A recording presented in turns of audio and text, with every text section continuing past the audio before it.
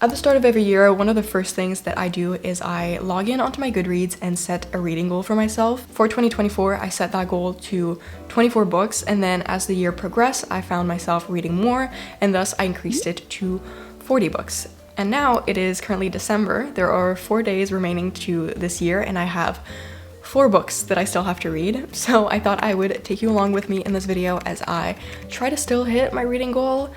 I really hope I do, otherwise this is a little bit embarrassing, but I honestly believe that I can do it if I just put my mind to it. While I do think that it is possible for me to read 4 books in 4 days, I do think I have to have a bit of a strategy going into it, so here's my game plan. Number 1, I'm gonna start by finishing a book that I have already started and that I have been reading on and off for the past month and a half or so. Number 2, I have picked out some shorter books that are on my TBR that I think I could realistically read within a day or two, so that way it doesn't feel as daunting and it's not like I'm picking up a 600-page book and trying to read it within a day, you know? And then number 3, I'm just gonna be essentially reading nonstop. Like any second that I have free, anytime I have available, I'm gonna be reading, whether it be reading the physical book or listening to an audiobook.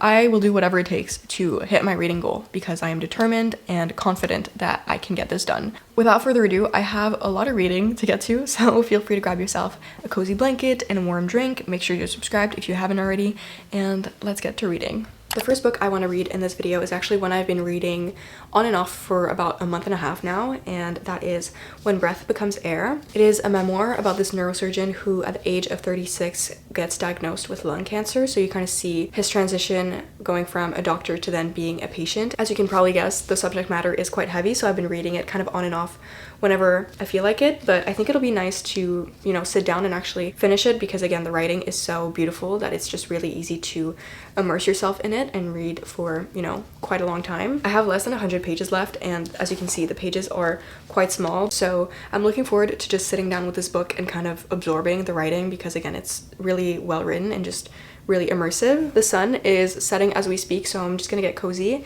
and read this.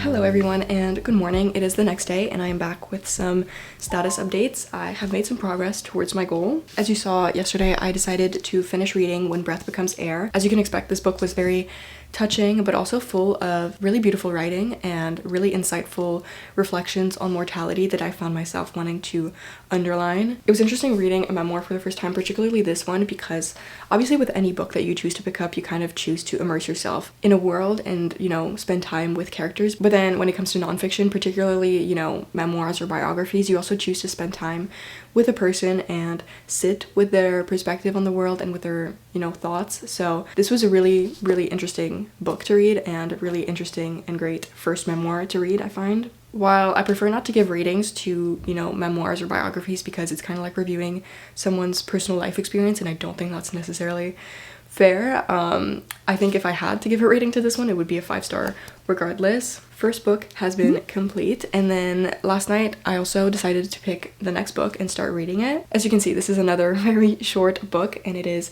Small Things Like These by Claire Keegan. It's only, I think, 115 pages or so, and I think halfway. I'm currently, or more than halfway, I'm on page 76. This is another book with really great writing, and that just makes it really easy to fly through, combined with the fact that it is so small. But I will be sure to check back in once I finish it to give my final thoughts and impressions.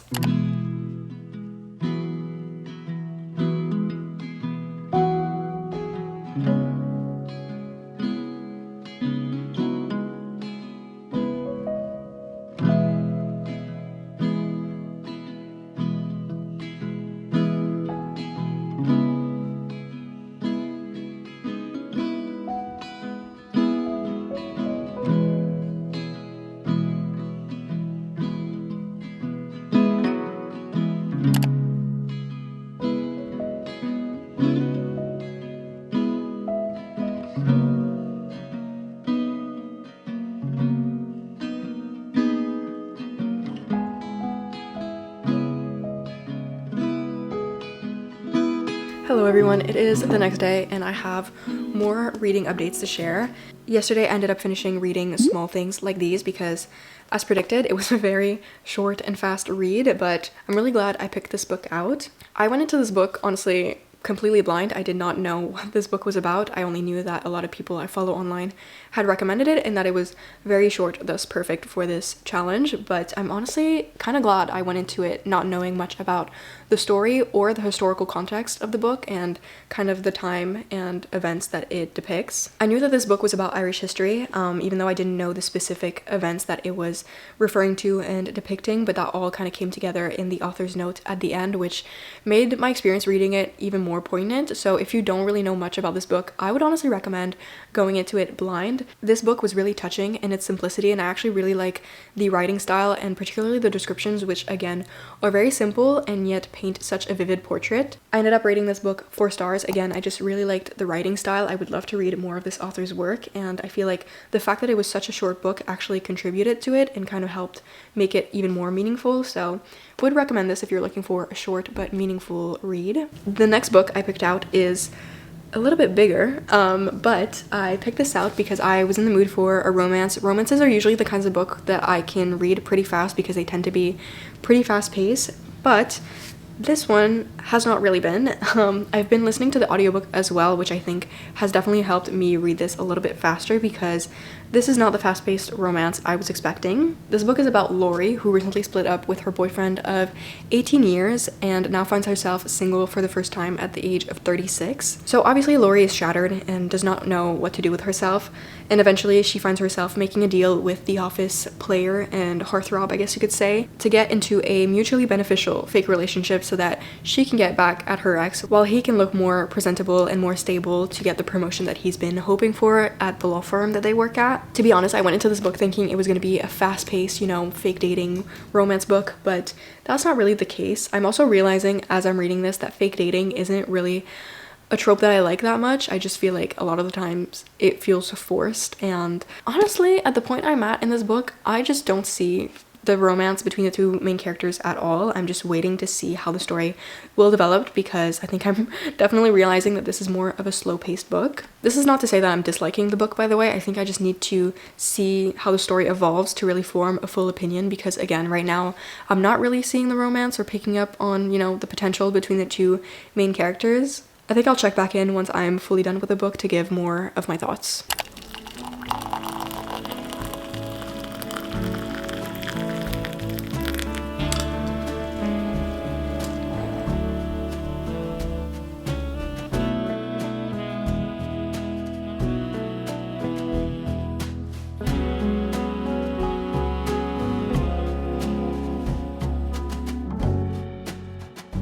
I just finished reading If I Never Met You, and by just finished, I mean I literally read the last page probably 3 minutes ago. As you can probably guess, I have been binge reading this whenever possible. I've also been listening to the audiobook whenever I haven't had the time to just sit down and read, and I finally completed this book. It was definitely a bit of a longer one, especially given the fact that one of my strategies going into this challenge was to read short books. I don't think this is necessarily a short book, especially for a romance, which usually they tend to be like a little bit less than 300 pages long, whereas this one is, I think, a little bit over 400. And I actually really enjoyed the second half of the book when things I felt started picking up a little bit more. And when I shared my thoughts yesterday, I was just at the start of the fake romance, and I mentioned that I wasn't really sure how it would play out because I didn't really feel the potential between the two main characters.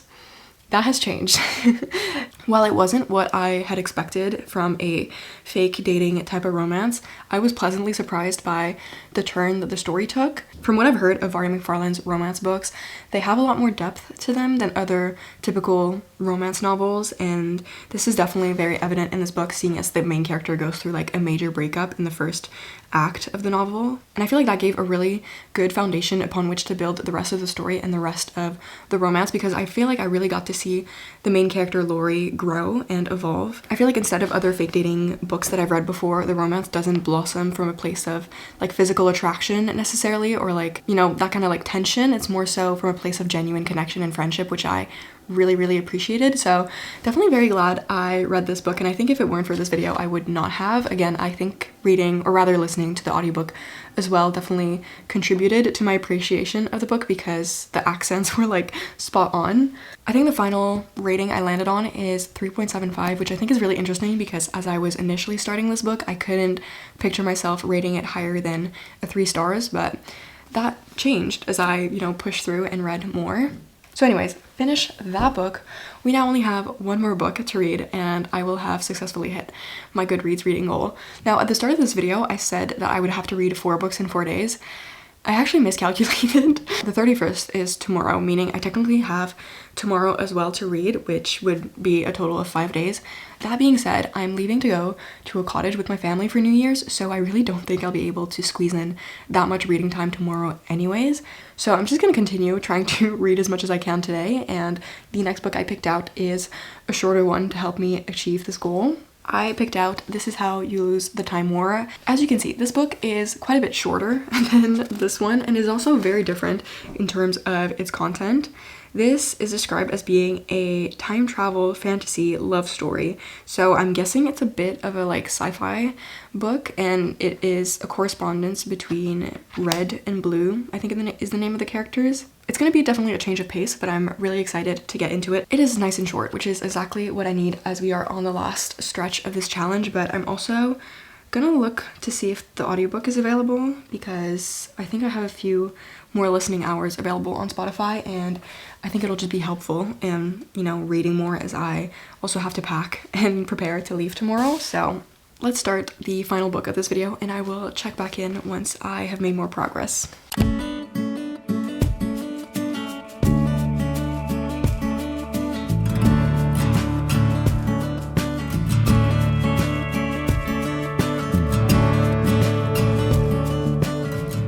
I'm not very far into this book, I just started, but I'm not gonna lie, I am feeling a little bit confused. I did not know much about this book going into it, and now just from the first few chapters, I think it's gonna be a bit of a challenging read. It has a lot of confusing language and not much context, but I'm gonna embrace that, continue reading, and I will check back in.